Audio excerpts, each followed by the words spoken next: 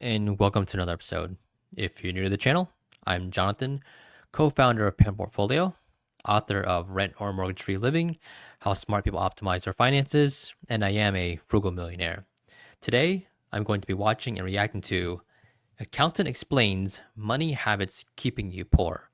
But before we begin, please give this video a like, subscribe to the channel if you haven't already, and hit that notification bell so you don't miss any of our updates. Now, without any further ado, let's get started. I have spent the last decade of my life immersing myself in the field of finance and money through a degree in finance, a qualification in accounting, and then a career in investment banking. And one of the most life-changing skills I have learned through it all is how to handle my own finances, recognize my bad money habits, and break free from them. So in this video, I'm going to share with you 9 of the most common bad money habits that hold people back and tips on how to break out of them. Number 1, paying yourself last. I first heard of this in the book Rich Dad, Poor Dad by Robert Kiyosaki, and it's one of the blueprints in achieving financial freedom. Robert explains that the way people pay their bills can be broken down into 2 types. The first way is the poor people's habit, and that is through paying yourself last. So as soon as your paycheck comes in, you then pay your rent, your phone bill, your subscriptions, you fund your social plans, and then you'll save whatever's left over, if there is even any money left to save. The second method he talks about is the rich people's habit, and they do the complete opposite. They pay themselves first, and that is what you want to do. Take 10% minimum and put that into your savings account the minute you get paid. Treat it like paying a bill. This is so important, and by doing this, you're guaranteeing that that money will be saved and won't just slip through your fingers through spending. So she's talking about paying yourself first. And to be honest, I'm not really a fan of the nomenclature. I get the idea. You are prioritizing investing so that your money will grow versus letting it sit after paying all your expenses and bills. The reason why I have a problem with it, and it's not the idea of investing first, because I think it is important to invest. It's when you hear the word pay yourself first, if someone is not really understanding what the idea of what that means in regards to investing, people might think it's like a license to spend. Hey, pay yourself first. Yeah, go buy what you want. Make sure yourself is happy before investing, before saving, before paying your bills. Just go out and spend your money willy-nilly. So it's not really the concept that I have a problem with, but it's a little misleading. So instead of calling it pay yourself first, I'd rather they would call it like invest your money first. But that's just me. The second bad money habit is getting comfortable with bad debt. It seems that debt these days is actually the norm. People are using debt to buy the smallest of things, to buy presents, to buy clothes. I have a straight rule. That is, unless I can afford to pay for that thing outright in cash, I shouldn't be buying it with any form of debt. So I totally agree with her. She's saying don't spend money you don't have. And that's the problem with credit cards, because it gives people access to money, making them feel like they can buy stuff, when sadly, when they don't have the money to pay it all back, all they're really doing is paying the minimum. Then they're starting to pay interest, which if you don't pay that off, that just adds over time. That gives you that bad debt she says that poor people are into. So, for advice, if you're going to buy something, spend it with money that you already have. Don't leverage credit cards and expecting to one day pay it off. You're going to get yourself in a really bad situation. And today, that's where a lot of people are today. Is not having a stockpile. This ties into point number 1, which is about paying yourself first. And essentially, it's saving enough so that you have a buffer behind you of about 3 to 6 months. This is super important, and it will give you peace of mind just by having this buffer kept to one side and available to tap into if you need it. You free up that mental energy to designate to more important things. She's talking about an emergency fund so that if any unexpected event happens, that you will not be stressed about paying it. I know that for us, like recently, our dryer actually died on us, and we were thinking, okay, it's a control panel issue. Should we pay to have that fixed? That's about $300, or do we go and buy a new one? Well, we decided to buy a new one, but it wasn't a really big burden to us. Why? Because we had an emergency fund set aside to pay for these kinds of things. Another bonus about emergency funds is that if you lose your job, this money will hold you off until you find your other one. And that's kind of where that 3 to 6 months number comes from. You look at your monthly daily expenses and then multiply that by 3 or 6 so that you have this reserve, so that when it comes time where you may lose your job, you're not really in a super desperate situation that allows you to hold you over until you can find a new one. 4 is not knowing your income or expenses properly. Until you know what your starting point is, how do you know where you want to be? There's something called lifestyle inflation, and that is your spending will rise as your income rises. The more money you make, the more you spend. And it's a cycle. Make more money, buy a bigger house, buy a nicer car, spend more, make more. And it's crazy how normal this is, but it is a recipe for disaster. You want to be in control of your finances. So my best recommendation to people is you have to know your spending habits. And in the back of your mind, you're thinking, oh, I make this much money. Oh, yeah, I can afford this. I definitely can afford this. But you really got to face the numbers. You have to be honest with your finances, because if you don't look at it, then it's just in the back of your mind and you totally forget it. So what I recommend is look at least maybe the last 30 days, or if you really want to go to 90 days, look at your spending habits. Compare how the money is coming into your bank account and how it's leaving your bank account.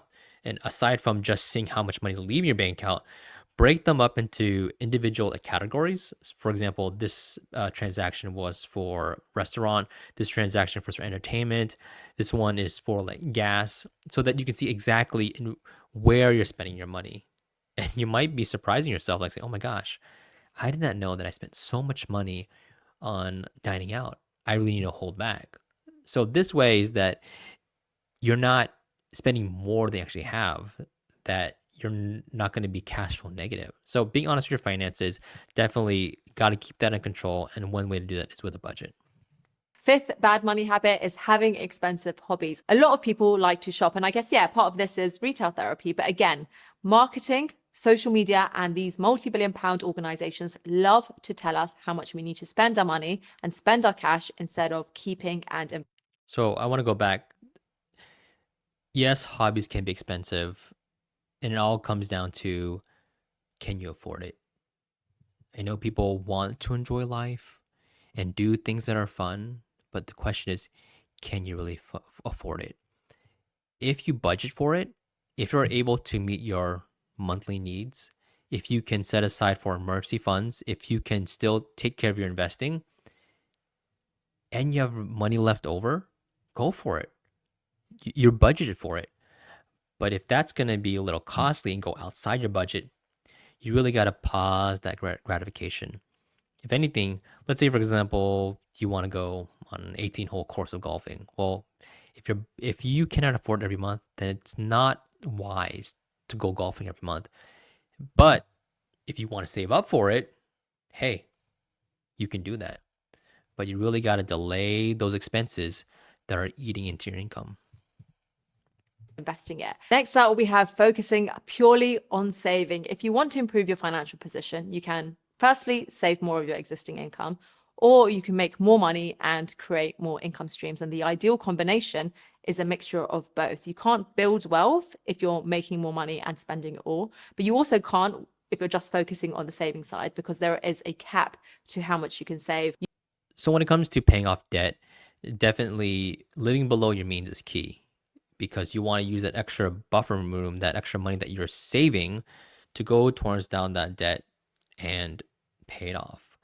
The trick is, when it comes to building wealth, you have to create assets. You got to create other income streams.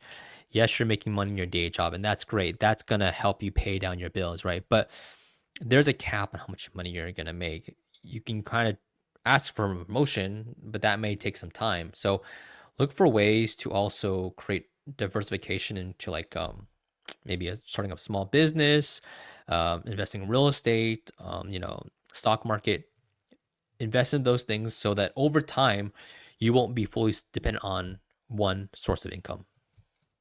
Number 7, paying too much in taxes. Taxes are going to be the single biggest expense in your life. Whilst everyone has to pay tax, a lot of people just pay it without considering how you can legally reduce your bill. Legally is the key word here. The wealthy, they have knowledge of illegal corporate structures that come with tax advantages. They hire tax advisors that help them minimize their tax bill. So if you want to get one step ahead, one of the best ways to increase your wealth is through understanding tax rules in a way that stack up in your favor. So I just laugh a little bit because she says legally, and it's really true. You don't want to get audited. You don't want to be in a bad situation. So yes, please do everything legally. For us, we actually go through a CPA because he helps us manage a lot of our assets when it comes to our small business, our real estate. He helps us also comes up with tax strategies. But as for an individual who doesn't have a small business, there are still ways that you can take advantage of the tax code. Let's just say, for example, an HSA or health savings account. You can take pre-tax dollars and put it into this HSA and then let it grow in the market. You can invest your HSA, grow in the market tax free, and then you can pull out the money tax free. So there's like a triple threat here of tax savings.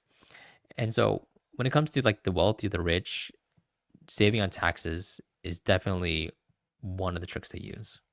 Number 8, waiting too long to invest. When you start having savings, you have that stockpile, that buffer that we spoke about. Then you want to start looking at investing that money so that your money starts working for you, and you want to diversify those investments so you can weather different situations that come around in life. But you want to avoid leaving that money in a bank account because inflation is a thing, and it means that you're essentially losing money every year. So I have a mixture of safe investments, of riskier investments that I'm willing to lose as well. Start looking at different investment strategies once you've saved up enough. Don't leave any additional money more than you need to in a bank account. So a lot of people find investing intimidating, but when you actually start to learn about it, it's not too bad. So let's say, for example, my kids, I set them up with a custodial account and they are actually investing in ETFs. Long story short, because they have a mixture of stocks, they reduce their risk level. And because they're such at a young age now, they have time on their side that the money will grow through compound interest where they don't have to do anything.